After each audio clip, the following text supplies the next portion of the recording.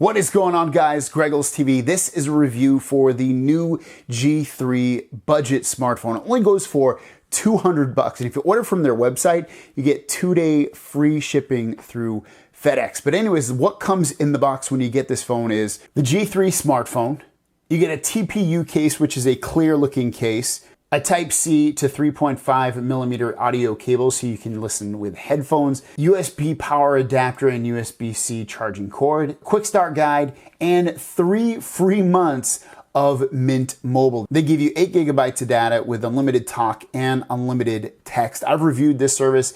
I vouch for it very much so. I'll leave a link down below if you want to see my review on it. Then we'll go through each one of these things right here to show you how it performs. First off, let's talk about the display on here. Now, it is a 720p plus 5.7 inch display, so you're not going to get the ultimate best display, but it is very bright and it is very vibrant. So as you can see here, the display on this phone is really, really impressive, especially with it only being a 720p plus display. The colors pop, the angles of viewing are amazing, and viewing it outdoors is a breeze. I was very, very surprised and impressed. When you see a display this bright, it really gives the overall phone a better grade, at least in my eyes. Next up is the Helio P25 octa-core processor that lies inside of this phone. Now, not only does it give you pretty good performance overall in a day-to-day usage terms, but it also gives you really good battery life with this phone. Now, first off, the performance with this will not compete with something like a Snapdragon 845 that's in a Galaxy Note 9 or S9 or Pixel, but regardless, you still get really, really good performance with this.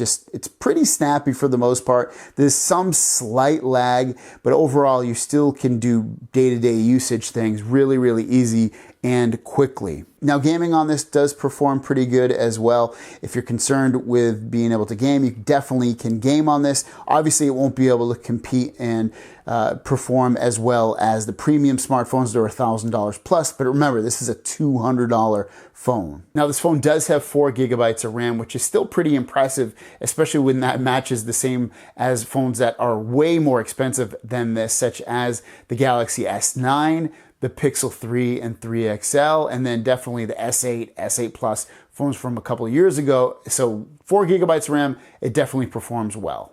Next up is storage. You get 64 gigabytes of internal storage, but if you pop up the top, you can use that as either a dual SIM phone or you can use it as a SIM and a micro SD card, giving you the ability to put in a micro SD card of up to 128 gigabytes of storage, allowing you to theoretically have almost 200 gigabytes of storage on this phone, again, for only $200.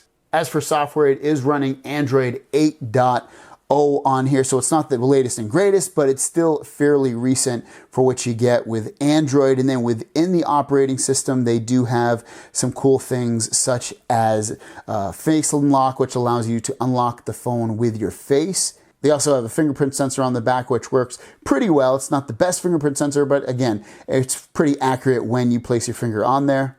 And then within the software and settings, you have system gestures that allow you to do everything from slide to capture screenshots, slide to launch camera, slide to adjust the volume, double tap to lock. Next up are the speakers. So there's only one single firing speaker and it is at the bottom. It looks like it has 2 speaker grills, but only one of them is actually a speaker. And for the most part, that definitely could be improved. It's slightly loud and you can definitely hear things going on, but overall it's kind of tinny and it definitely sounds mono, versus when you compare it to a $1,000 phone like the Galaxy Note 9, which has stereo speakers and sounds really, really nice and full.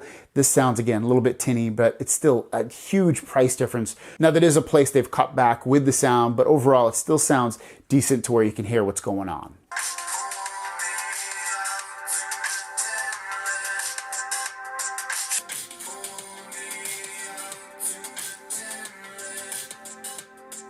As for cameras, there are dual cameras on the back with a flash and also a single firing camera on the front. But the cool thing about the front camera is it actually has a flash. So you can use that when you are taking selfie photos, maybe late at night, or maybe not so great lighting. Also, you can do it when you're creating a video on the front camera. You have that flash as well to shoot upon your face and get even better lighting. Overall, the photos and video on this are pretty good. I wouldn't compare them to anything from a Pixel or a Galaxy phone or an iPhone, but they definitely hold up for the price that you're paying for this phone. As for video recording, it records in up to 1080p video. You're not going to get any stabilization with the video, so just keep that in mind. And then also with the rear cameras, it's a 13 megapixel and a 5 megapixel. And on the front camera, it's a 13 megapixel. And then you have tons of shooting modes within there. For photo, you have beauty, and you can also shoot mono. And then also on the back camera, portrait, beauty, panorama, mono, and you can also go into pro mode where it allows you to mess with the white balance, the ISO, autofocus, and things like that. Some miscellaneous things within here. The Wi-Fi is 802.11b/G/N. Like I said earlier, it does have a dual SIM card, so it allows you to run either 2 SIMs at once or a SIM and a micro SD. Bluetooth is 4.2. USB Type-C that allows for fast charging. It does have NFC, so if you want to use Google Pay and pay with things, you are able to do that with this phone. Some of the cool things about this phone is it does have 4G LTE. It can also do Wi-Fi calling if need be, even though it's unlocked device. It also has voice over LTE, so you get the best in HD calling with this phone. And some things that are not in the phone, such as water resistant, so you might be careful if you drop this in water, it might not work after you use it. And also does not have wireless charging built into it. The back is a glass back. The phone is beautiful. It's one of the best looking phones, especially at 200 bucks. It's very surprising how beautiful this phone is. It comes in 3 different colors: brown, red, and blue. And this is obviously the red, and it looks amazing. It's a really beautiful looking phone. So for 200 bucks, would I recommend this phone? I would definitely recommend this phone. Now, who's it for? It's obviously not going to be someone that's looking for the best of the best. That's not what this phone is meant to be. This phone is meant for someone that's looking for a smartphone but doesn't want to pay top dollar. Somebody, maybe they're looking for a phone for their kid or for an older grandparent or a parent, again, that doesn't want to pay a lot, but they want a lot in their phone. This can basically do anything that a $1,000 phone can do, except for, again, no water resistance, no wireless charging, but everything else is there. It might not be the best of the best, but it works. So there you guys go. That is my review of the new G3 smartphone. If you want to pick one up, I will link it right down below. If you have any questions or comments, leave those down below. Thanks for watching. We'll see you down the road. Peace!